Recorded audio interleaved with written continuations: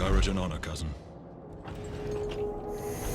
Into the fires of battle, onto the anvil of war.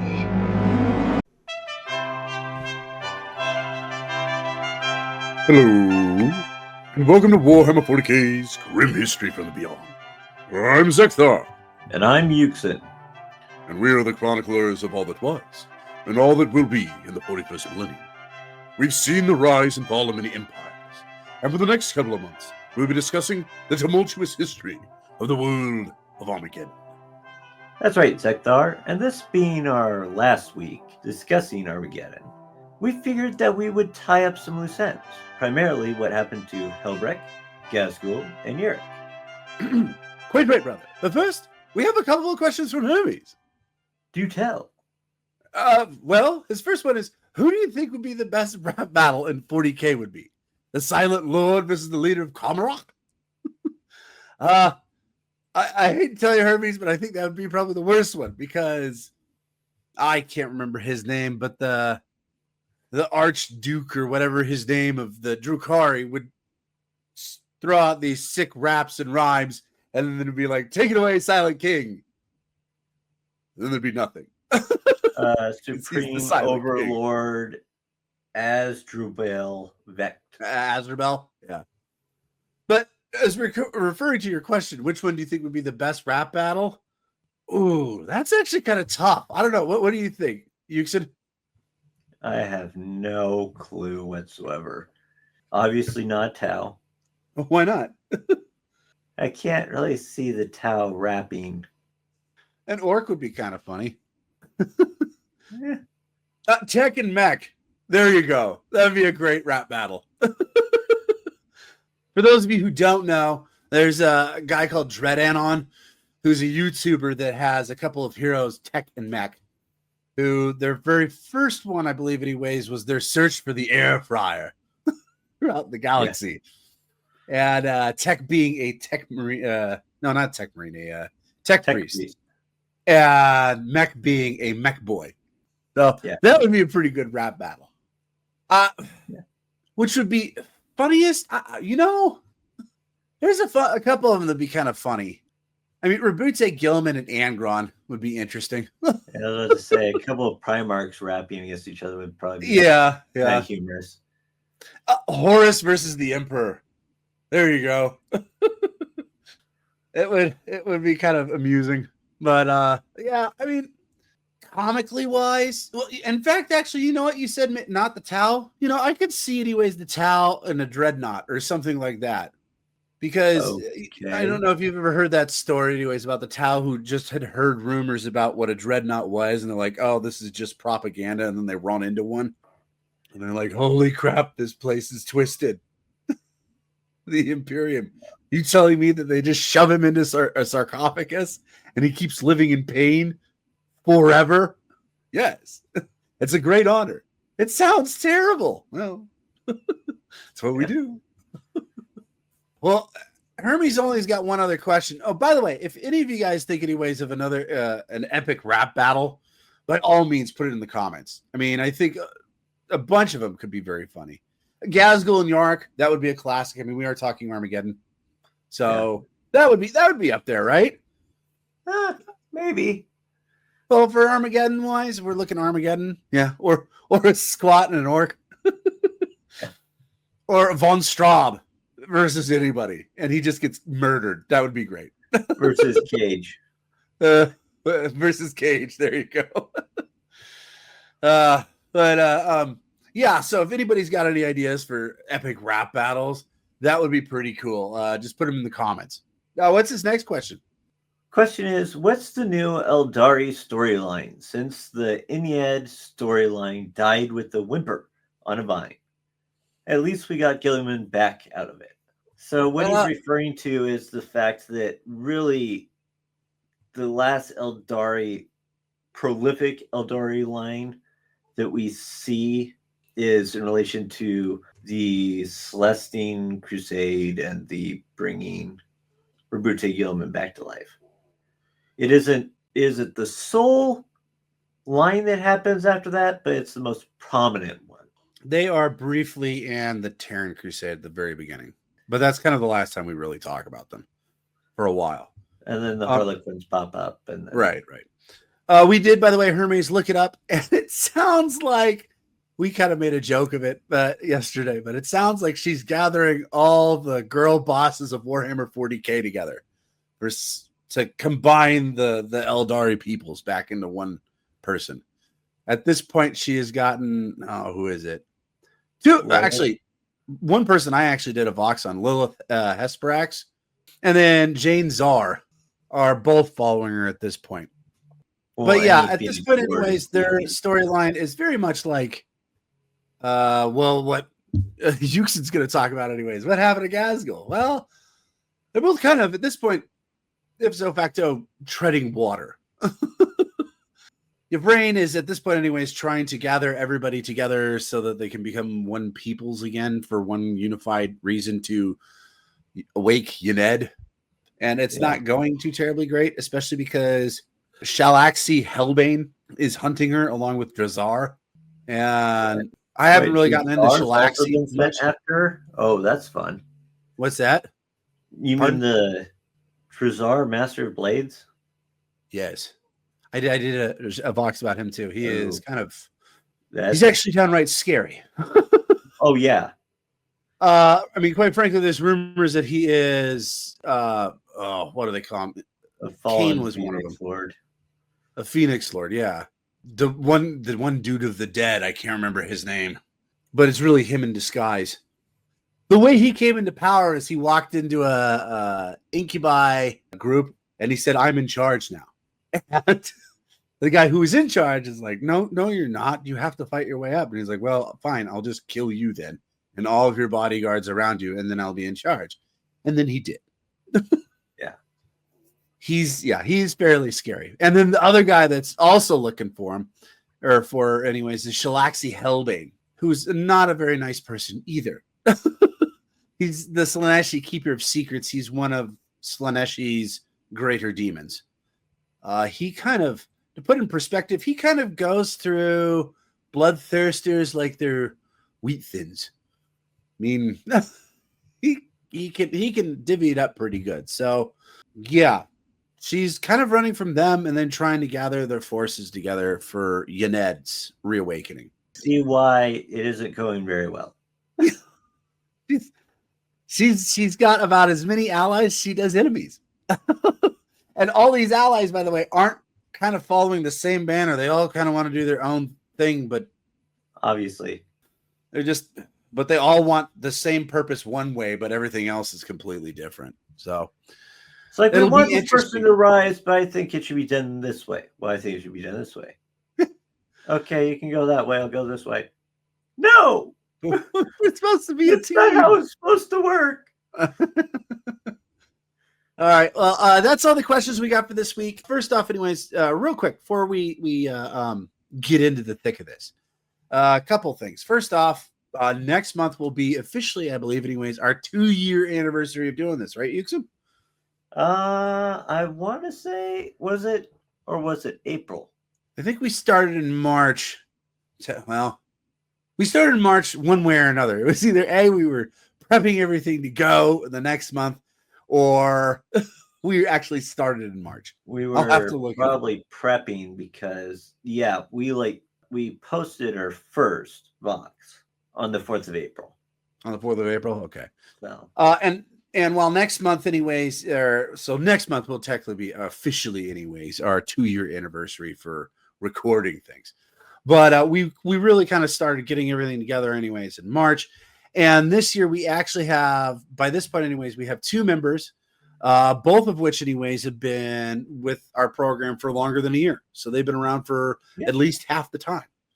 Sir Bender Byton, he's been around the longest by only a couple months though. And then we have Hermes Skirty, the guy who keeps sending us questions, which we appreciate. And on top of that anyways, he picked up some of our merch in the last couple of weeks. Yeah. So thank you for that as well.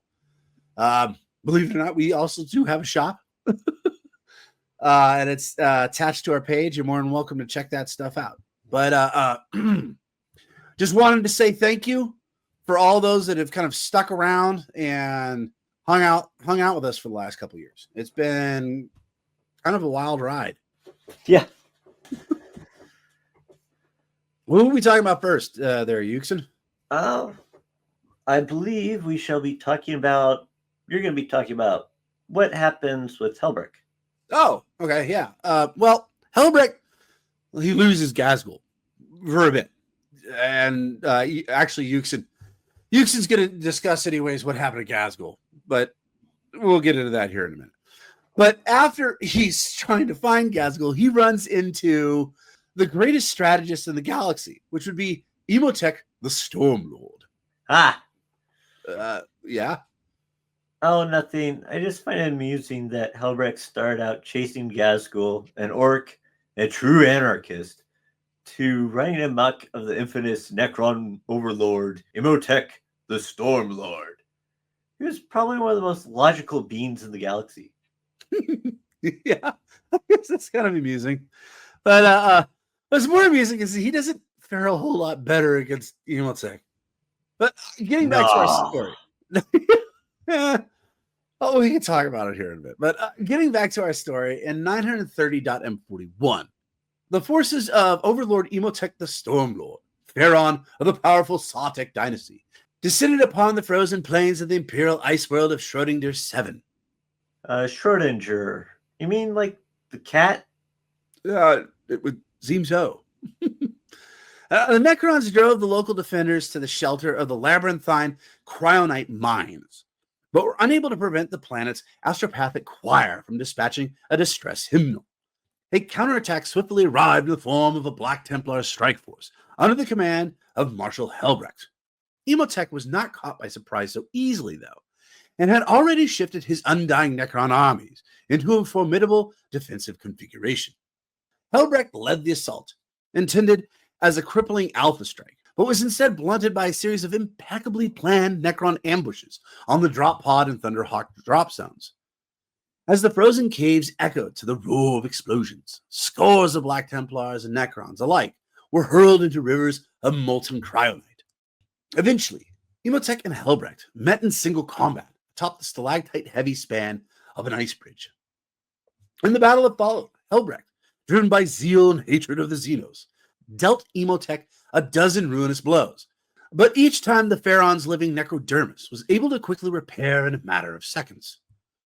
Despite being the better swordsman, Helbrecht failed to land a truly crippling blow on his opponent, and as the duel wore on, the Marshal finally collapsed under the assault of the Necron Lord, blood flowing from a score of serious wounds. However, instead of finishing off his opponent, Emotech brought his scythe down and merely severed Helbrecht's right hand to remind the Marshal of his much-deserved defeat. Helbrecht roared in fury and pain as Emotech pitched him off the ice bridge to the frigid cavern floor below. The surviving Black Templars quickly rallied to their fallen Marshal's side and made a fighting retreat, leaving Schrödinger 7 in the Stormlord's hands.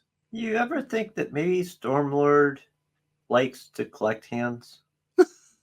This isn't the first time the second foe that he's chopped off the hand of, right? The first guy was in hand. Yeah, an Eldari guy. He tends to, a lot of times anyways, if he finds, it's interesting though, because he has to find you at least somewhat formidable. If he doesn't find you formidable at all, he'll just kill you. But if he finds you formidable, he'll just wound you. He's taking all sorts of different things, like arms, legs. Like you enter his office, is like, you see this hand here? Yeah. Pretty much. This is from the idiot that tried to challenge me. Move me on. Now, following this humiliating defeat, Helbrecht swore an oath of vengeance against the Necrons in general, and Emotech in particular, vowing that the next time they met, only one would leave the battlefield alive. He's starting to stockpile those faster than a dwarf at a Frenchman's bar. Indeed. Yet Helbrecht would get his chance at fulfilling his oath of vengeance when his Crusade fleet detected Necron activity around the world of Devatus. Moving swiftly to intercept, Helbrecht rejoiced when his quarry was identified as the Inevitable Conqueror, Emotech's personal Karn-class tomb ship and flagship. Moving in with all haste, the Black Templar battle barge Sigismund managed to land crippling blows on the Inevitable Conqueror's propulsion array, stranding it in place. Intending to get his revenge on his opponent personally, Helbrecht ordered an immediate teleport and boarding torpedo assault upon the Necron tomb ship. And within solar minutes, the decks of the inevitable conqueror were swarming with vengeful Black Templar Astartes. Alas, Helbrecht would never get even the satisfaction of seeing his opponent. While Imhotep's pride urged him to fight, logic won out, and the Stormlord teleported himself and many of his most valuable assets away from his flagship to his unengaged escort ships. The Necrons immediately accelerated away from the fight and made good their escape. Fuming with impotent rage, Helbrecht could only gain a meager measure of satisfaction from ensuring the total destruction of the inevitable conqueror by setting it on a collision course with the closest star. The frustrated Helbrecht reaffirmed his oath of vengeance, swearing once again that he would see Imhotep definitively dead. Those Black Templars with some familiarity with the undying Necron fear that their marshal has bitten off more than he can chew. While Helbrecht is certainly capable of besting the Necron Pharaon in single combat. Right, like the last time. Preventing the undying mechanical fiend from teleporting to safety and destroying Imhotep outright may prove to be an impossible feat for a single chapter of Space Marines, no matter their zeal. So that's where we leave Helbrecht? Looking for the Stormlord? Well, no. He went back to trying to find Gaskell. You see, when the Great Rift Earn vengeance! No, I'm going somewhere else. Well, and someone probably just reminded him anyways of Gaskell. He seems very You realize that our original plan was following this other person, right? It seems like Helbrecht anyways, if you point him in a particular direction, he'll find somebody he's pissed off enough at, and he'll just go that way. He's like a wind-up toy. But anyways, you see, when the Great Rift swept across the galaxy at the dawn of the era Indominus, the Black Templars lost contact with several of the Crusades. Helbrecht, though, still believed the Lost Crusades were still alive, continuing to fight the Imperium's enemies. Well, he's still hunting for Warlord Gazgul. He was visited by Lord Commander Gilliman about several matters concerning his chapter. At first, Helbrecht worried the Black Templars would be censored for not following the Codex Astartes that Gilliman had written, but the Lord Commander made no mention of this. Instead, he sought to convince the High Marshal to accept the ability to create Primaris Space Marines and accept the Indominus Crusades Grey Shields into the Black Templars' ranks. Gilliman did so in person, because the openly fanatical chapter was deemed amongst the most temperamentally unpredictable in how they could react to Primaris creation. The Lord Commander knew if Helbrecht accepted them, then his approval would spread throughout the Black Templars' forces. The High Marshal readily did so, as he attributed a spark of the divine in the technology to create Primaris.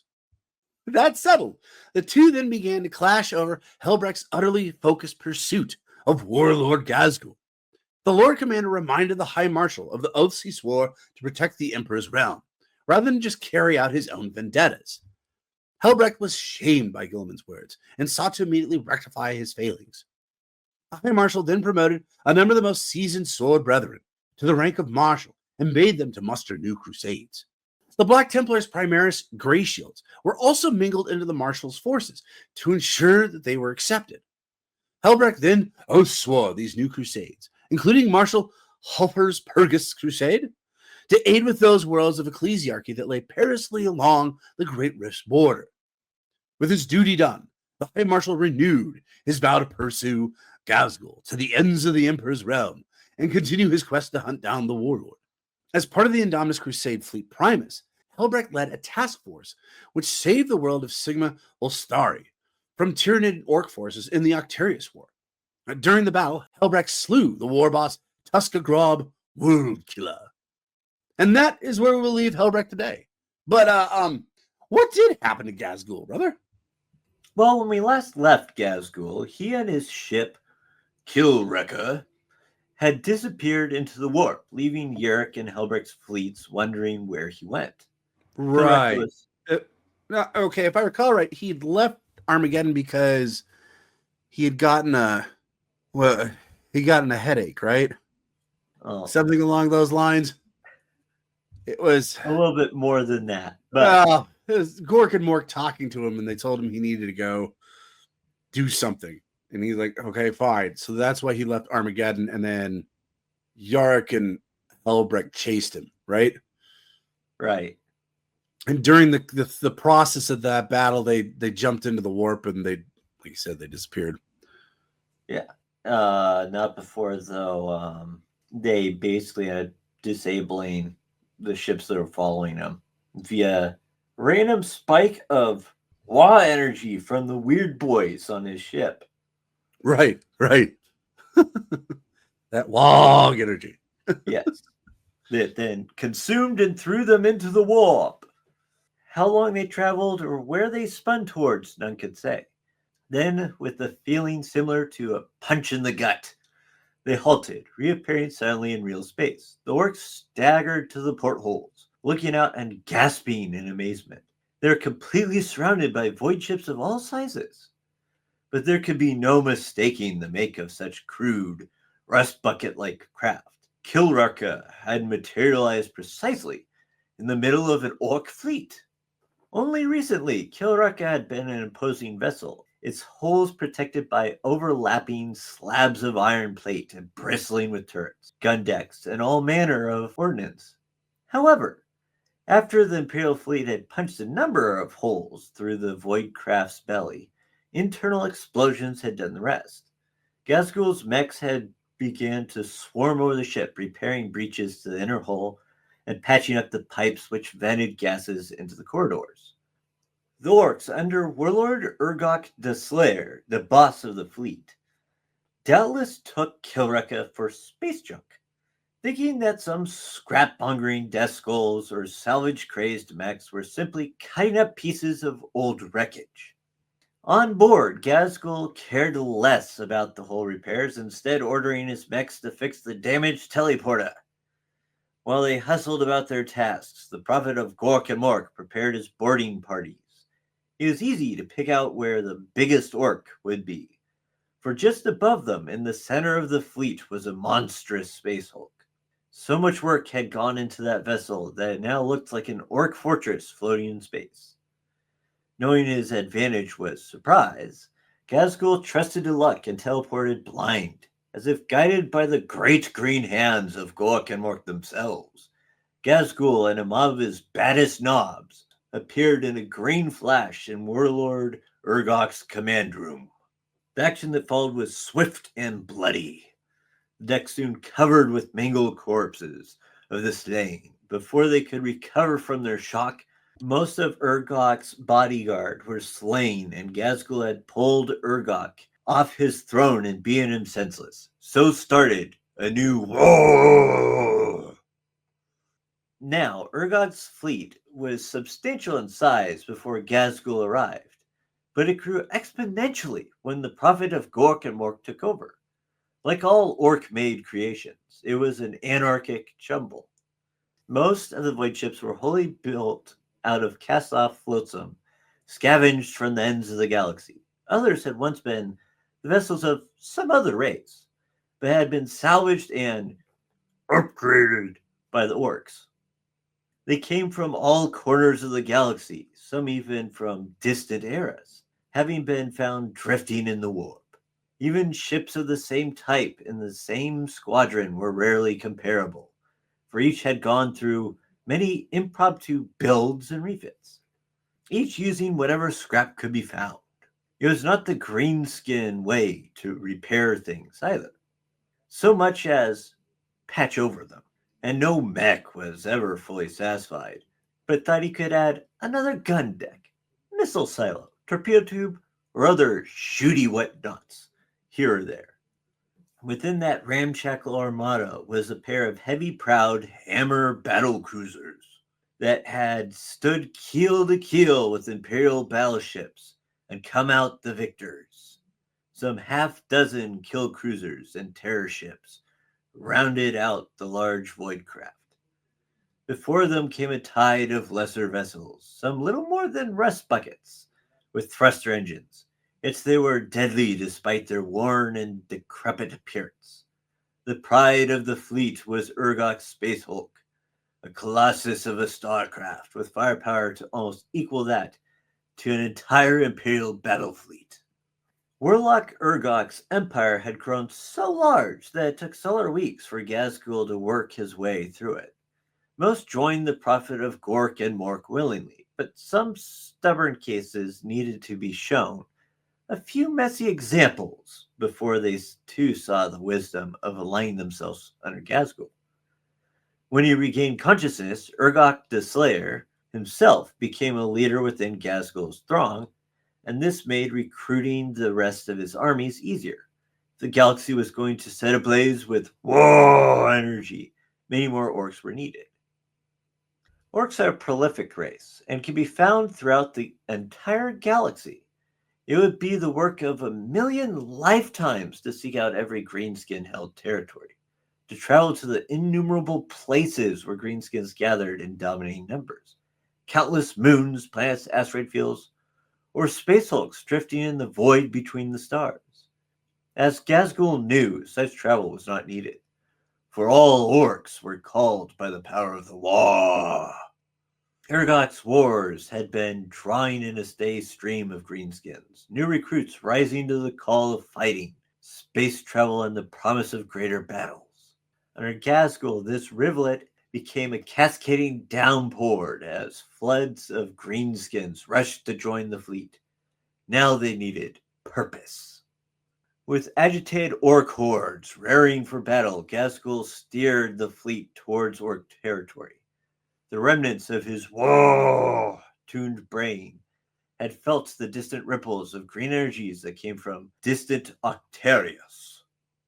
Rumors had come of a new leader of that realm, and it was Gazgul's intent to wrestle the title Overlord of Octarius for himself. However, what he found when he got there was even better. Octarius had been orc-held territory for many thousands of years. It was not as backwater a subsector as where Urk had been. And every so often a leader would rise up, call a war, and lead an invasion off to wreck some part of the galaxy.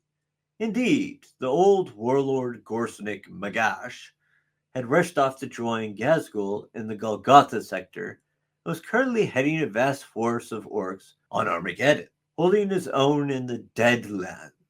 Since Gorsnik's departure, a new leader had quickly risen to fill the power vacuum and claim the title Overlord of Octarius, a Death Skull warlord named Zog Steeltooth. Despite his copious use of blue paint, the rule of Zog Steeltooth had thus far not been a lucky one.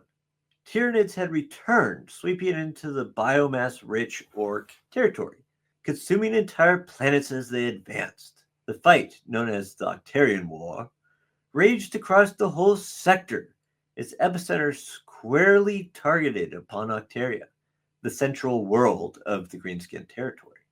The entire mega-continent of Octaria was a battlefield into which both sides poured their might. The Overfiend's orcs, grown big and strong on their diet of constant war, had met their match. The ever-evolving spawn of High Fleet Leviathan were gaining the upper hand, showering the planet with reinforcements, sending yet further broods of killing beasts into the non-stop melee. Across Octaria, the orcs were forced to take refuge in scrap iron fortifications. It seemed only a matter of time before the Tyranids collapsed each of the jury-rigged fortresses. Then War Gazgul descended from the spore-ridden skies. At first, the Overfiend orcs thought the rocks blazing through the atmosphere were some kind of new foe. All across Octaria they landed, smashing gaping holes through gargoyle-filled skies and plowing into the scaly hordes on the ground. It was not slime-covered shit and plated Tyranid creatures that emerged from the asteroids, however, but more orcs. They surged outwards, taking the fights to the Tyranids while the rocks themselves opened up with heavy caliber ordnance. The greenskins, behind their shabby defenses, let loose volleys of cheers and a hail of supporting fire of their own. Then came the heavy, ground-shaking footfalls of incoming creatures of immense size. The hive mind had noted the arrival of these invaders. The Tyranid response was frighteningly quick. Larger swarm creatures, hulking, scythe-limbed horrors, and gargant-sized beasts, lumbered to oppose this new greenskin threat from the skies. The raucous chants of Octeria's orcs died in their throats, for they knew that these towering behemoths had been held in reserve, saved for the final death strike. When the orcs' defenses had been breached, these monsters would have arrived. Now the newcomers would be shredded, for there could be no hope for infantry out in the open. To their surprise, there flashed as teleporters began to bring more reinforcements. All across Octeria, the cratered rock landing sites now blazed with unnatural lights. After each flash, more and more mobs appeared, and these were not just infantry.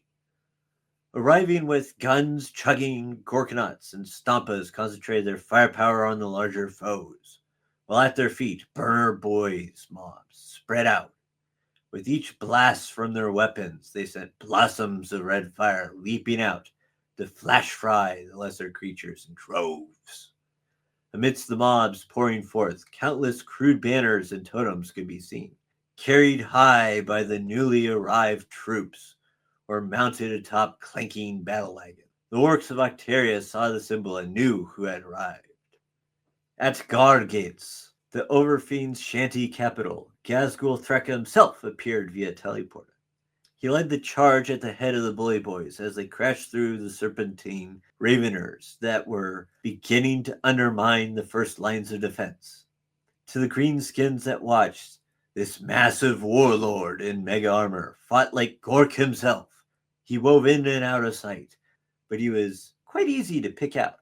An aura of green brutality seemed to surround him, and he clobbered each of his foes so hard that limbs, heads, and claws flew in bloody arcs all around him. He moved like some elemental destructive force, one orc wave of destruction. His custom Shuda spat death, and with every swipe, Gazgul's power claw sliced multiple foes in half. Every motion, from his elbow backswing to the stomp of his iron-shod feet, cracked the shell like armor of the Tyranids and sent more to fall, thrashing their death throes on the blood-strewn ground. And then, the unbelievable happened. The body-strewn landscape at Gazgul's feet seemed to buckle and bulge upwards. Then Gazgul was gone. A Moloch had come. It burst from below, and as its bulk breached the surface, the creature coiled itself around like some hideous constricting serpent. This was the largest such creature any of the assembled orcs had seen, the deadliest spawn of its kind that ever slithered underground, or was seen by the light of any sun. The triumphal screech that burst from the beast's gaping maw twisted metal and made orcs miles away fall and cover their ears. Even before its screech of victory was over, however, something had gone wrong. Moloch heaved, flopping its mass so that it seemed the world itself trembled. Then the beast quivered, writhing in convulsions, twisting in mighty coils and arcing loops. An unnatural bulge formed in its midsection, and out thrust a power claw.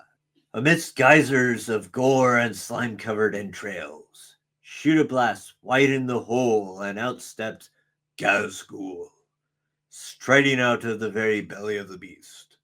The mightiest of orc warlords roared his victory to the skies, a rallying cry to greenskins, and a challenge to all else that lived. After that, nothing could stop the orcs. Chanting their warlord's name, the greenskins of War Gazgul went on a kill rampage, hacking, shooting, and slaying in a berserk frenzy. From behind scrap iron walls, the orcs of Octeria burst forth to join in. Even Zog Steeltooth, the overfiend of Octerius, was chanting the name Gazgul as he gunned down the living wall of Tyranids that attempted to stay the greenskin onslaught. A great butchery began, and it did not stop until Octeria was free of the creatures of the Leviathan. Okay, pardon me real quick, but That in and of itself is kind of impressive. That is very hard to do. Get to that point anyways where they're that far. So we haven't really talked about it much on the channel, but Tyranids have like these stages of how they take over a planet. Yeah. And it seemed like anyways, they were kind of right at the point anyways, right before they just started to digest like everything. So normally by that point anyways, the planet is just dead. There's no hope. It's just, if you can pack up and leave, that's the time to do it. But the fact that he showed up, and not only did they push the Tyranids back, they exterminated them from the planet. Yeah. That in and of itself is insane. And they didn't have to use an exterminatus like the Imperium would. No, they had a Rockonatus. And quite frankly, they probably had more fun doing it than the Imperium would have. But still, like I said, to me anyways, that's really impressive and very hard to do. We will talk about the Tyranids at some point. Their way that they actually digest a planet, to put it in loose terms anyways, is fairly interesting. But yeah, we don't have the time to talk about that today. Sorry. I just needed to put that in there. That's just insane that they got that done. Yeah. Although he didn't show it in front of his boys, Gaskell's fight with the Moloch had come close to finishing him off. He suffered the worst injuries he had sustained since taking a Lehman Russ battle cannon round in the midriff. Acid burns had eaten away at his armor, scouring his flesh. Now, I can only assume this round either came when he was fighting on Armageddon or from a looted tank, since the only cases that we can see from this point moving backwards is Armageddon, and then I think I also got to assume that this tank round didn't explode. It just went through him. Well, maybe it exploded after it went through him. Yeah, okay, yeah, fair enough. But I just don't see anyways a tank round hitting this guy and then exploding. And yeah, it's a tank round. Well, of course, the other case could be is that he didn't suffer the full brunt of the round. His armor could have. But anyways. Okay. Or still, a large spine of some sort had to be removed. It had pierced his mega armor and penetrated his body. Harder than bone, the enormous spike would not come out, no matter how many knobs Madrock Grotsnick had helping to pull it. In a flash of genius, the doc brought in Archimedes, who suggested removing the spike via tractor beam.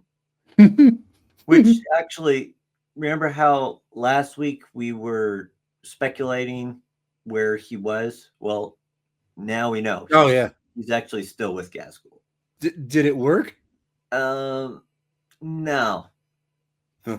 It didn't draw out the object, but it did vacuum up a good portion of Gaskell's guts temporarily. Ooh. Which had to be hastily reversed before you noticed. So this is a lesson for everybody. Do not have an engineer do surgeon work. You don't call an engineer to work on the human body. Why don't I feel hungry anymore? Shit. At long last, with the aid of a buzzsaw and a deft tread with magna claw grips, they managed to remove the enormous spike. To everyone's amazement, Gaskell took it easy for at least an hour or two before growling orders in his normal ferocious tone. Later that day, when he headbutted a squigoth that wouldn't get out of his way, everyone knew their warlord had recovered. Though Gaskell had little time to prepare, he made the most of it. Mex welded iron plate walls back into position, or patched acid-eaten holes. Others sighted new cannons and anti-aircraft weapons, better integrating the rocks into the overall defense. Under the keen eyes of the great big mech Archimedes. A few snazzy upgrades, from teleporter pads to pulsar rockets, would give the intergalactic aliens something new to chew on. If anything, this fight looked to be even bigger than the one on Armageddon. Even as the skies began to darken, as a huge brooding shadow covered the stars above, Gaskell looked up and bared his fang-like teeth in as close to a grin as he could manage. His war was only getting started. Since leaving Armageddon, the visions that temporarily filled Gaskell's surgically repaired brain had become more frequent. Some of these were strong convulsions that toppled the big orc over, causing him to writhe in howling agony. Other visions were less obtrusive, and these Gaskell was slowly gaining control over. They showed him brief snippets of the action back on Armageddon. Gaskell saw Zagboss Skargrim tearing it up on his warbike, or watched Commandant Clank lead his boys to another victory. Even in the dreamlike visions, the sight of orcs marching in rows like human troops was infuriating, but he could not argue with the Blood Axe Warlord's battle record. Gaskell knew that these weren't dreams. He knew he was watching real events unfold. Despite the vast distance, sometimes, when he issued commands or tactical advice during particular gripping visions, Gaskell swore his voice carried, and his subordinates heard his every bellow. This thought amused him. He heeded the voices in his head, and his lieutenants were likewise tormented. As for Gaskell's own voices, they were already warning him that once the Battle of Octaria got going, it'd be time to leave. He had a destiny to meet. He only needed 3 or 4 more sectors raging with battle to swell the orc population to critical mass. In his visions, Gaskell was stomping across the galaxy. His strides spanned stars beyond count, and each of his mighty footprints were swaths of planets aflame with war. Armageddon, Octaria. He's already anxious for the start of the next great conflict. Now, it is a dangerous thing for war-crazed orcs to gather in excited frenzy without immediate battle to release their pent-up aggression. So the orcs gathered upon Octaria, migrating from all over towards the siren call of War Gaskell, that they overpower Gaskell's Mad Boys mob with the overflow of psychic energies. In turn, the power-drunk Mad Boys vomit forth a great green wave of psychic force that ripples outwards to the far ends of the galaxy and back. This phenomenon registers with every warp-sensitive soul in the Imperium, echoing in the Immaterium and sending shivers of fear through all who recognize its significance. The largest war seen in over 8,000 standard years of the Imperium's history is getting bigger. Now that it is growing from different points in the galaxy, it is attracting orcs from an unbelievably wide range of territories. Yet just like Gaskell Thraka, the Tyrian hive mind is also known from learning from past battles. New tactics and creatures have been evolved and were unleashed in 865.999.m41. As the orc fleet and bioships clashed in space, the salt rains down upon Octaria. The Tyranid attack waves are of an intensity that has never been seen before. Once more, the planet shakes to the sounds of unending battle. In between leading attacks into the Tyranid masses on Octaria, Gaskell checked back in on his lads back on Armageddon. Shifting his mind to the Great Green, Gaskell witnesses Zagboss Skargrim carve another notch on the barrel of his warbike's decaguns to mark another Astra Militarum battalion ridden down and destroyed. In his most threatening voice, Gaskell warns Zagboss that it is the Space Marines that he needs to worry about. And if he really wants to earn his favor, he better start hunting them. Pleased with the look of awe and admiration on the evil sun's warlord's face, Gaskell briefly visits each of his ruling commanders, dispensing technical advice, dropping in a few grunts of well-deserved acclaim, admonishing those that were not driving their troops as hard as they ought.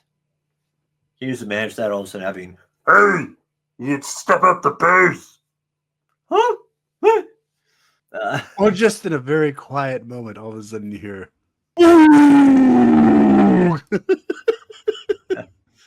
Now, after the opening of the Great Rift, known to the orcs as Gork's Grin, Gazgul decided it was finally time to leave the Octarius war zone and lead his massive fleet of over 5 million greenskin warships against the forces of the Imperium. He eventually fell into conflict with the Space Wolves chapter on the world of Krongar. During the Battle of Krongar, Gazgul's head was severed by the Wolf Lord Ragnar Blackmane of the Space Wolves chapter. Gazgul was resurrected shortly after by the medical skills of none other than Mad Dog Grotznik, when a Grotz stumbled upon the fallen warlord's severed head, and the Mad Dog performed emergency surgery to reattach it to a new, even bigger greenskin body. This new body was created by Grotznik from the few remaining portions of Gazgul's original body, as well as various body parts taken from other orcs, some willingly, including one greenskin who ripped out his own heart to give to the boss. Unfortunately, the organ was destroyed in the course of the operations to rebuild Gazgul's body. In the place of an organic heart, Grotznik instead modified the fuel pump of a truck and used that as the warlord's new heart. Grotznik next made use of a power generator placed into orbit of Grongar that existed in both real space and the Immateriums simultaneously to unleash a beam of green lightning at the place on the surface where Gazgul's form lay. The resurrection attempt had an 80% chance of unleashing a blast that might incinerate half of the world. But the Viridian beam actually succeeded in bringing Gazgul back to life after 10 solar days and nights in which he was technically dead. What popped in my mind is that Terran 42 story of Frankenstein. I will bring it alive from lightning. Anyways, the warlord had also been brought back in a body that was larger than before and made him even more powerful. Such was now his strength in the war that just his physical presence could serve as a psychic beacon to draw other greenskins from light years away. Now, mind you, while all this surgery was taking place, the ambitious Orc Commando Def Colonel, Zogboss. Zogboss? Yep, Zogboss. Another one? Not Zagboss, Zogboss. Oh, my bad. He zogged instead of zagged. That's pretty good. I know it was bad, but still. Oh, no, that was great. That was great. Attempted to take control of the Great War. Zogboss stormed Grotznik's laboratory, though only he was able to reach its inner sanctum. Once there, the Def Colonel destroyed Grotznik's equipment before attempting to kill the Mad Dog himself. However, Zogboss was too late, and before he could strike Grotznik, the resurrected Gazgul grabbed the Def Colonel's head and easily crushed it. At this point, orcs everywhere across the galaxy are gripped by mass agitation, and their migration towards key battles has begun. So, what did you think, brother? Will he be the orc to bring them all together? Yeah, it sounds like he might be. Okay, it has been said many a times, if somebody actually brings all the orcs together, the Imperium really doesn't have a chance. There's that many orcs out there. Yeah. So the real question is that can he live long enough for that to take place? Right. Well, if he apparently has his Mad Dog with him, there's a pretty good chance. There's a pretty good chance that he'll just keep getting brought back. He'll And have bigger. to be like literally exploded. And bigger. Like nothing left. Not even the head. So I think that he's making it a possibility. But like I said, there are so many orcs. To bring all of them together, all of them. Yeah. I don't think so. I do think though that he could definitely, anyways, bring forth the largest Woog ever, like multiple times over, as long as he stays alive. The real question is kind of where's he going next, though, which is I think should be more worrisome on. I know Gilliman, I just mentioned anyways, Gilliman was just like, you need to concentrate on other things than this stupid orc. It's like, well, I think he's kind of important. You should kind of worry about him. I think by this point, quite frankly, if Helbrecht does end up running into Gazgul, he's going to die because he's just got too many people around him. And I mentioned Archimedes in our previous vlogs. Right. We did speculate where he is. Well, we figured that he was either he got taken by, if I recall right, by the end of that conversation, we figured either he was taken by Gazgul or he was dead. Well, Gazgul took him. Yeah, and as far as we can tell, because another thing that I didn't mention is he's still trying to. He isn't satisfied on. Apparently, the teleporter is not at its full completed form yet. Right. And so he's still trying to complete it. And when he does, I believe the way that they put it is that Gazgul will be able to transport himself to Armageddon as fast as he can stomp a grot. So that could be actually fairly interesting because that would mean that the orcs would no longer have to use warp technology at all. First of all, if I was the Emperor and that happened, I'd be so pissed. Why? I'm trying to circumvent the use of the warp, and these idiots over here do it. Mech boy. One figures it out, and it didn't take him 10,000 years. Well, yeah, but then again, if I recall right, anyways, the Emperor was trying to do the whole Golden Throne webway thing, so he wasn't even building his own like way of skirting around the warp. He was using the Eldari, the thing that the old ones had already made. He was already trying to rip off of somebody else, and he still wasn't. Yeah, and he still getting didn't it to work right. I mean, mind you, that wasn't his fault. That was Magnus's. But who knows? He might have been able to finish the Golden Throne project. Could have. But yeah, Archimedes, at this point, anyways, if he actually does figure that out, then yeah, they're no longer have to use warp energy. That warp and travel, for that matter, kind of interesting. That and for that matter, the whole aspect of will he be able to bring them all together? That'd be a much more viable thing. So long as he can figure out how to get on I see where you're coming from. Yeah, different planets. Yeah. Well, it depends also, anyways, how he's using it. So, like, if you you were saying, anyways, if he could figure out, anyways, where all the orcs are, and he could open up like a portal, so that they could run through it and then end up on one of Gazgul's ships, sure. Of course, then again, the orcs, knowing the orcs, anyways, doing that, anyways, they wouldn't have built enough ships, so the ships would explode because there'd be too many orcs in them. If you can get that together, I mean, if Archimedes can figure that out, then yes, that makes them incredibly dangerous because it also sounds like it's faster than warp travel. Yeah. So, and more predictable. And you don't have to worry about being stuck in the warp for an unknown amount of time either. Well, okay, I don't think he'll ever get it then. And here's my reason why, okay? Is that while he does actually, I mean, he's got a whole bunch of different systems that he's working on that have worked out very well anyways, it's still orc teleporters. So, I mean, and orcs aren't very, they don't care about preciseness. They care about results. So if you go to teleport something, say from, I don't know, the kitchen to the driveway, and it teleports like 5 feet outside of the driveway, an orc would be okay with that. A human would be like, we messed up somehow. We got to figure out what the math is on this. The orc would be fine with it, though.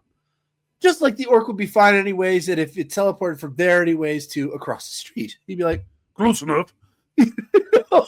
So well, in this case, though, Gazgul's already going, yeah, I'll be able to pop up right next to the people that I need to talk to. So I'm pretty sure Gazgul's thinking, yeah, he better get this right. Yeah, and that time anyways, yes, it worked. That time. Sometimes it works. Sometimes it doesn't. Sometimes it's funny. Sometimes it's not. It's just and by the way, this doesn't mean anyways that the orcs anyways care about it either. They're just like, oh, this didn't work this time. You know, we'll try it again. I mean, I think my favorite anyways is Olfak in the newest scribing by Mike Duncan, the Big Daka. He's got a teleporter attached to his hammer, his big hammer or big choppa. Comes back to him. so it can come back to him. Now, the problem is that teleporter isn't incredibly accurate. So sometimes it teleports right back to his hand like it's supposed to. Sometimes, though, it teleports like in Bob, who is right next to Ulthak. And that doesn't end nearly as well, especially for Bob. So, like I said, I could see if they could figure out a way anyways to get this really specific, then yeah, it would be very scary. But then again, they're orcs. So I could see it being very dangerous some of the times. And very comical all of the very time. Funny. But yeah, always comical for the orcs. But yeah. But we do have to kind of move on anyways to the last guy. Right. And that would be Commissar Sebastian Yark. And well, last time we left Yark, he was chasing after Gazgul and then nothing. Nothing? Oh, not quite. So in the Era Indominus, a report of the Divisio Mortis, of the Officio Prefectus, was spread through various Imperial war zones and forwarded to Terra that claimed that Sebastian Yark had been slain, though it offered no details on the cause of death.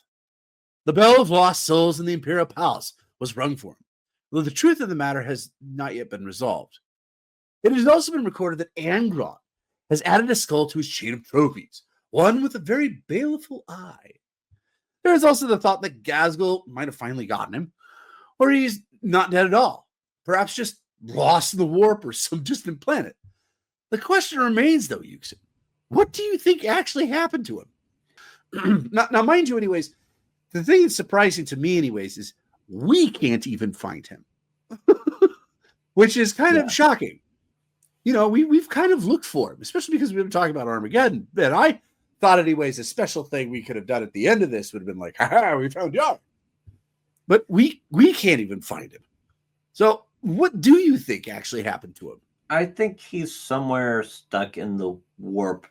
Well, that would be a good reason why we can't find him. Of course, then again, if he was also dead, we couldn't find him either. Yeah, well, here's the thing about the Imperium and finding people dead. For example, Caiaphas Cain, even after he had been dead for like 30 years, he was still technically on active duty. Oh, he still is on active duty, actually. No, it's a rule. It's a rule because they have claimed him dead, I think, thrice. And all three times. 2 or 3 times. So they figured it was better for payroll if they just kept singing a check to a dead man. That way it wouldn't get confusing. Yeah. So technically, according to the Imperium, for all of you who want to know, Caiaphas Cain is still alive and well. Where? Yeah. Well, about 6 feet down on the last planet he was on, but he is alive and well. So it could be a whole... I get your point. Yerk has disappeared long enough that he could be deemed dead. Right. Well, it's very much, I mean, especially the whole thing with warp travel makes this all kind of goofy. Yeah. I mean, like, for instance, who's the guy that I talked about, the Imperial Fist? Who is still not the chapter master, but should be. Darnath Lysander. Thank you. Yeah. Well, remember, anyways, he ended up being stuck in the warp for what? It was like 3,000 years or something like that, and then popped back up, and everybody was just like, whoa, everybody thought you died like 3,000 years ago. The only guy that's still around, anyways, is the guy who trained him, who's now a dreadnought. Okay. Or there's another example. Finagling is been known to happen. Yeah. Another example is there was a assassin that was sent to kill the head of a planet, and in the warp apparently spent a long time. And when they popped up to that planet, all of a sudden his offspring was like 20 or 30 people, and they were all in charge of the planet, so the person had to kill all of them at once instead. Yeah. It was actually kind of funny. Anyways, if he showed up and the guy that he was supposed to kill was actually dead, but all of his relatives are still alive, he's like, well, technically I got the job done, right? I mean, he's dead. Well, yeah. It was the ruling head that had to die, and offspring would be included in that. Fine. You're getting paid extra for this. Except for the official assassinorum doesn't work under those rules, but I mean, yeah. Anyways, well, that we know of. That we know. Maybe they do get paid. I don't know. kind of depressing if they don't get paid, but the whole thing is pretty depressing. Yeah. I agree with you. I think, quite frankly, anyways, Yark is probably somewhere lost in the warp. We definitely know, anyways, he's not stuck on a planet somewhere because we would have been able to find him. Yeah. So that kind of leaves only two options: either he's dead, Yeah. or he's in the warp somewhere. And it doesn't make sense for Gasgul to have killed him, or else he would have shown up on our radar. And also on the Imperium's radar. There could be a third option, anyways. He could be in the webway too. I didn't even really think about that until now. Oh yeah, because it's always kind of iffy for us trying to find anything in the webway. I mean, we've tried a couple times getting into it, and it's a little hard. But don't, because we may screw up the webway. Yeah, we've been told that. But I just, if he was in the webway, that would be, I mean, it very well could be, anyways, that he was captured by some Drukar and he is now in Kamarok. But or the Harlequins could have speared him away for some reason, because they're Harlequins and who knows what they're really after. But what the plan is today, I don't know. Yeah. It'll probably be different tomorrow. I agree with you. I think he's still alive. I think quite frankly, and I wholeheartedly agree with you, I think he's floating somewhere in the warp. I don't think he's in the webway. I mean, it could be a possibility, but it would mean, anyways, that he matters to the Eldari, which he seems pretty low down on the totem pole for that. Other than the fact, anyways, that he's connected to Gasgul. Right.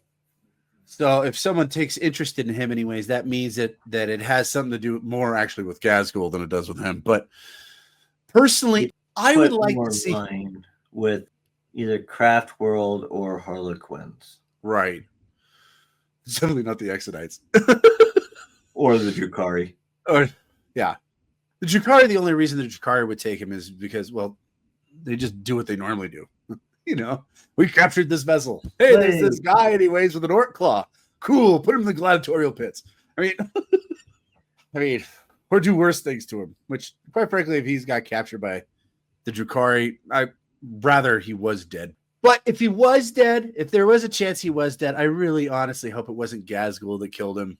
It was Angron. And it very well could be, anyways. It has been rumored that Angron did kill him. So, I mean, it is still a chance out there. And he does have, this new skull attached to his trophies, and it has that laser eye attached to it. The reason why I say I hope it's Angron, so I really want to see Gasgul take his entire giant Oog and go demon hunting. That would be just fun for everyone. I just want to see that. And at this point, with his head being lopped off and he's now in this new, even more giant body, he's got to be on Primarch level at this point, right? Power level? I don't know. I mean, so it would be just nice, anyways, to see somebody other than the Lion beating the crap out of Angron. And it would be the perfect solution for both, for the Imperium and for the orcs. Because remember, Angron keeps just popping back up every 8 months, 8 days, 8 and then seconds. We get to see how much of a dick the Imperium is again. Thank you for killing them. Now I'm going to shoot you. Or maybe they just give him, that would give the Imperium time to figure out what they're going to do. What about Gasgul? He's still hunting Angron. Sweet. Now what are we going to do? We've never had this much time before, Rabute. It's always been one thing after another. We could go on vacation for a day if we really wanted to. Really? Oh, wait. There's another law occurring over here. Gosh dang it, son of a...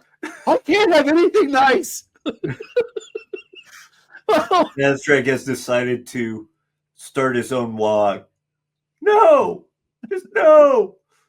Well, before we take off, this will be the last time we discuss the planet of Armageddon. So, brother, I have come up with a few questions, and you've come up with some of your own that I think we'll cover real quick before we take off. You ready, Ukes? Why, of course. Okay. So who's going to get kicked off the planet of Armageddon first? The Imperium, the Orcs, the Kornites, or Zinch's boys? To tell you the truth, if I was the Imperium, I would leave first. Just give up? Is that the thought process? Because at this point, you're pouring so many more resources than you're probably getting back. And let's face it, at this point, what, half of the world is now chaos tainted, irredeemably chaos tainted, right? Half the planet is kind of a demon planet at this point, yes. Yeah. But okay, now here's the question though, anyways. It's Armageddon's pretty close to Terra. But would you really want a demon world that close to Holy Terra? I wouldn't. I think honestly that's why the Imperium is would stick around. Has nothing to do, anyways, at this point, anyways, as being a manufacturing utopia. This has more to do with the fact, anyways, it's in their backyard. I mean, it's the concept of if you had a mole invasion in your backyard, would you just leave it alone and be like, they'll eventually get taken care of? Well, no, you grab your M80s and go to war. I mean, until every single one of those suckers this would is dead. be one of the few times that I would probably pull out my people and just blow up the planet. Okay, so you're thinking more along the lines of an exterminatus instead of... Yeah. Okay. Because, yeah, I'm not sure if that would work, but it's a little hard to have a chaos world if there isn't any world left. You know, that's a good question. I don't know how well an exterminatus works against a demon planet. Well, first off, there aren't a whole lot of them in the Materium, right? The only one I can think of other than this is, well, Cadia. Yeah, I think Cadia is the only one I can think of. So I don't know, and quite frankly, anyways, if you exterminatus Cadia, what's the point? The planet already died. So yeah. I don't know, anyways, what it would do against a demon planet, because if that was the case, why weren't they sending fleets into the Immaterium just to blow up planets? Because it's the Immaterium. Things are affected differently there. I'm just saying anyway. Well, yeah, but because so demon worlds kind of have a grip anyways on the Materium, but they're also, quite frankly, part of the Immaterium too. So that's why I'm saying anyway. So what you're saying is that exactly kind of my point. Would an exterminatus actually work on a demon planet? Or would it just backfire on them completely and just nuke the half anyways that's not demon planet? And demons would just like, thanks, I guess. Take over that side. I don't know. I don't know enough anyways about the Immaterium on this one. But okay, so your thought process is that you think that the Imperium, if it was you anyways, the Imperium's just going to leave. I would pull out anyways. Okay, but do you really believe that the Imperium would? No. Okay, so what we go with? Who do you think's actually going to get kicked off the planet first, or be annihilated on the planet first? Well, I don't think it's the orcs, because orcs are pretty much impossible to completely remove off the planet as soon as they have any sort of foothold for a short amount of time. Right. I mean, between the second and third war of Armageddon, they tried. Yeah, they tried, but they kept coming out. 7 years trying, and it didn't work. Then again, it's tough about this is that the Imperium and demons are just as stubborn as orcs. Right. I would think that it'd be either the Kornites or Zench. You think it's actually the demon aspect of it you think would be kicked out? Yeah. I think one of them would eventually get bored. Probably Zench's guys. They'll probably fight long enough and they'll just go, well, I have another planet to take. Brand in the fire that I can just use, that I can work on now. I'll just leave you to deal with the Imperium and the orcs. I think I kind of agree with you. I think the demons will probably be the first to actually be taken out, mainly because it's already been stated that, well, yes, the Imperium and the orcs really hate each other in Armageddon. They really hate and fear, though, the demons. There have been times where they've actually worked together to get rid of them. Right. So I could definitely see, anyways, we'd love to keep fighting each other or go back to fighting each other, but these two guys showed up. They're causing a ruckus. Why don't we just combine our forces, kick them off the planet, and then we can go back to the good old days of just killing greenskins or humies. You know? Ironically, it would be like Gork and Mork, Yeah. who fight each other until somebody tried attacking them, and they turn around and bash their head in, and then go back to fighting each other. Uh, All right. So what's your first question? so mine was, and it was kind of sort of answered it already. So the question is, do you think there's any sort of actual value, like material value, I should say, left for the Imperium? Oh, on Armageddon. Yeah. Well, okay. Other than the fact of its location, which I already mentioned, anyways, it's close. Yeah. It's close. Material So value. having an enemy, anyways, that's that dangerous, that close, is probably not a good idea. Secondly, anyways, I mean, it was considered like a plethora of resources there, even after waging 2 wars.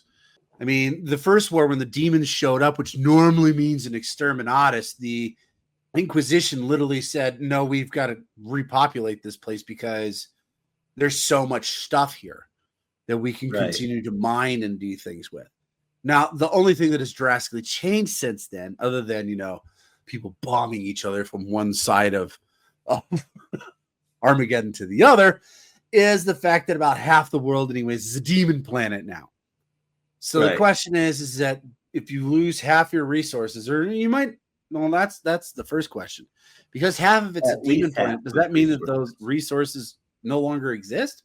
I would think that they're still there. Of course, they may be mutated into something that they won't be able to touch.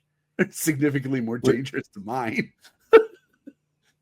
Well, the Rock's got Steve again this week. Yeah. What? Yeah, it just grew 4 tentacles and just latched onto his face. Oh, that's too bad. Well, he turned into a rock himself, so we can mine him now. Oh, cool. Yeah. Because we're the Imperium. And your life means nothing here. Or you pick up one and you go, here, you have the taint of chaos on you. You must die. So, I think, anyways, that I think that the Imperium wants to keep Armageddon around for 2 reasons. One is, like I said, anyways, it's so close to home, you can't really have an enemy sitting there. But then follow that up, anyways, is that it's the fact that they have put so many resources into this that pride will simply not let them go. Yeah. Okay, we give up, we lose. And then thirdly, I do think, anyways, there's still enough viable minerals and materials on that planet, anyways, that it's worth keeping.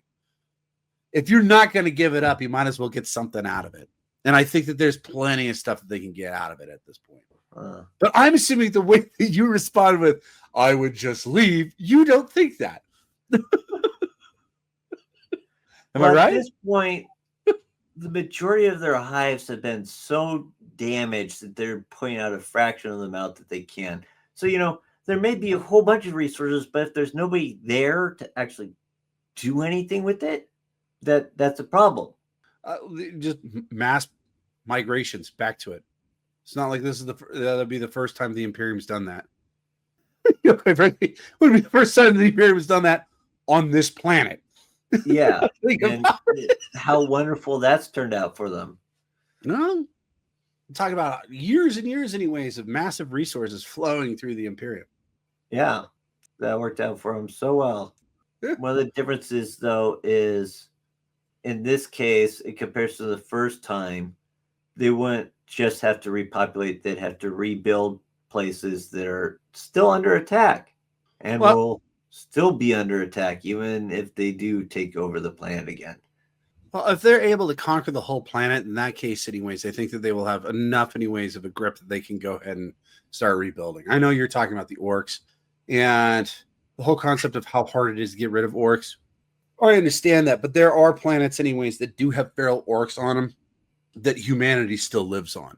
Right. I mean, it's not unfeasible. Let's put it that way. All right. So my third question for you, anyways, is that do you think Casgle will actually ever return to Armageddon? You think he's ever going to come back? If the teleporter thing is finished, yeah. Why? Why do you think he'll go back to Armageddon? I guess. For one thing, one of his thoughts is that he hasn't told anybody about this project because he wants to do it. He wants to pop up next to somebody because he thought it'd be humorous if he does that. What? To be even a bigger influence, him being able to pop up on Armageddon right next to his boys would be such a boost in morale and awe-inspiring that it would further his goals. On Armageddon. But, okay, so you think he would do it just simply for a morale boost? Morale boost, and let's face it, he probably wants to go back and bash some heads. And well, yeah, I don't think he ever wanted to leave, quite frankly. To me, anyways, it really determines on whether or not, anyways, the voices in his head tell him to go back. I mean, if they continue, anyways, to march him forward on whatever mission that he's going on, I don't know if he'll ever make it back to Armageddon. Yeah. But, I mean, like I agree with you, though. I do think, anyways, he'd love to go back to Armageddon. But it's one of those, like, if that's not his mission, if that's not his goal, the voices in his head, I don't think he will make it back. But what's our last question for the day? Oh, it's a follow-up on that one. What do you think would happen if he did return to Armageddon? If he did return to Armageddon, then he would conquer the planet. Yeah. Because if he did return, he'd be bringing all his boys with him. Oh. Not only that, but he has this whole now Wa energy that just encompasses him. Right. Imagine a demon trying to use some sort of psychic attack against that. I don't think it'd work very well. Well, yeah, So any Wa energy. Warp energy doesn't mix well with Wog energy. Yeah. It's very much like Gork and Mork, like you were saying, anyways. Like the Chaos Gods try to kick the crap out of him every once in a while. They just laugh, hunt the god, anyways, in whatever direction into the Materium, and go back to clubbing each other. I mean, you want to know why there's only 4 major chaos powers? The other ones were idiots. There were originally 8. Originally 8. Maybe a little bit more than that. What happened? But, Gork yeah, and I think he probably agree with me on this, anyways. If he ever does show back up on Armageddon, it's just done. That's the end of it. Yeah. Even if Yark appears, anyways, through the warp and he shows up on Armageddon on the other side, it's just over. There are just too many orcs. 5 million ships. Yeah. Beforehand, he almost took over the planet with what, 100? Now we're talking I don't know. 5 million. Yeah. The concept is that, I mean, if he teleported him and all his boys there, I mean, they literally, if all the orcs stood next to each other, they would encompass the entire world and there would still be some stuck on the ship. Yeah. Let's put it that way. So, everybody, just take one step out. Now go to the left. So I got one last question anyways, and this is just simply anyway, it's not really much of a question. It's more along the lines of, so now that we've kind of done this deep dive into Armageddon, what are your thoughts anyways on the planet, the wars that took place there, Gazgul, Yark, everything that we've talked about anyways? What are the things that you didn't know before that you kind of learned, you're like, this is pretty cool, to things that just kind of make you scratch your head? Well, one of the things I wasn't aware of is whether or not Orkmees was still alive. But yeah, that was kind of cool to find out that he's still alive. Another thing that I didn't know much about the first war originally, so that was interesting. The confusion concerning, was it squats or Voton that were here or there? You were going to bring that up. Frustrating. What the hell is a squat? Well, they're better versions of Voton. Sorry. This is my opinion. The head scratcher for me was the fact that Von Straub actually survived for the Third War of Armageddon. He wasn't just killed. And quite frankly, anyways, I will say, anyways, the more I learn about Yark, the more I kind of don't like him. He is the true epitome of the crotchety old man sitting and yelling at kids to get off his lawn. I mean, well, he's a grumpy old dude. It's like, the only thing I like about him. What's that? Go ahead. His tank is kind of the epitome of some of his character. The name of it, the Fortress of Arrogance. Yeah. And it's kind of interesting, anyways, the more that I read, a lot of people, anyways, that come in contact with Yark don't like him either. Most people don't, but he does know a lot about orcs. So if you want somebody to help you kill orcs, you kind of need to keep There him you around. go.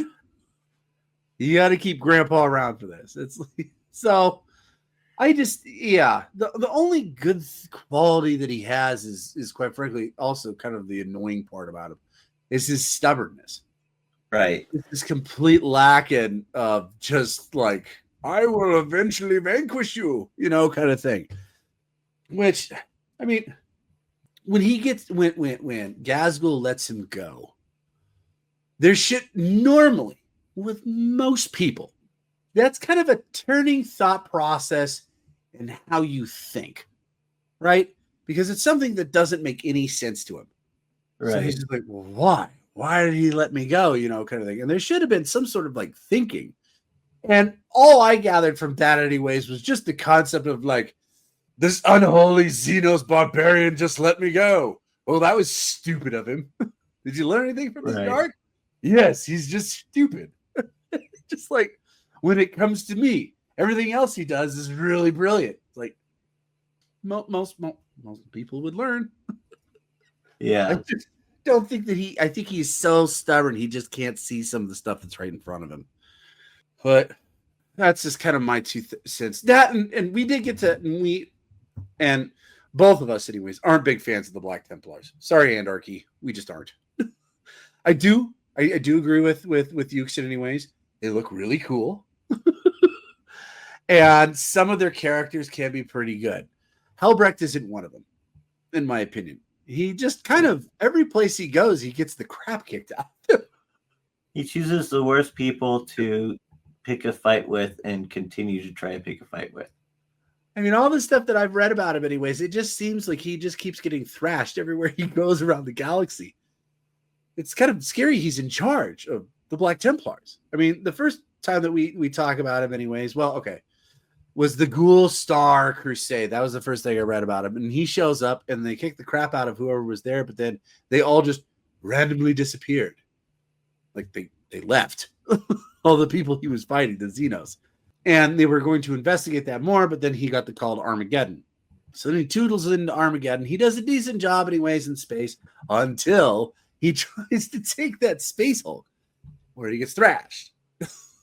Right. And then he chases Gazgul. He loses Gazgul. He runs into Emotech and he gets thrashed. He's like, aha, this time we have Emotech. And Emotech escapes. Right. Gilliman shows up. He's like, I'm after Gazgul again. And Gilliman's like, you blithering idiot. Look at the rest of the Imperium. It's in ashes. What are you doing? He goes, fine, fair enough. I'll make a few more crusades, but then I'm going back after Gazgul. That's not the... Fine, you do that. Just build some more crusades. Then, sure, right. do whatever the hell you want. I'm done talking with you. Okay, I'll get off my little soapbox about the Black Templars. I'm not a fan. But you got any last words before we bid Armageddon adieu? No, I believe, though, this next month we're doing Dark Angels, correct? Indeed. Yes. Thanks to Hermes Skirty, our one of our original members, or one of our 2. He requested that we talk about the Dark Angels. So we will definitely be doing that this next month. And at the end of the month, we're planning on doing something a little different. Well, hopefully, anyways. We don't know. It's still in the works. Seems like March, anyways, is our time to work on things. Think. Yes, to think. Use the old noodle. But till then, anyways, enjoy next month, anyways. Especially next week, we'll be talking about Lionel Johnson. Yes, fantastic. But if you enjoyed our little show, could you please be so kind as to push that subscribe, like, or follow button? And if you wish to help us expand our work on 40K lore, by all means, support us by joining our membership program on our YouTube channel, Tales of Asharaka. Indeed. And most importantly, have a great day. And as always, until next time, this is Ekthar. And Yuxin. Signing off.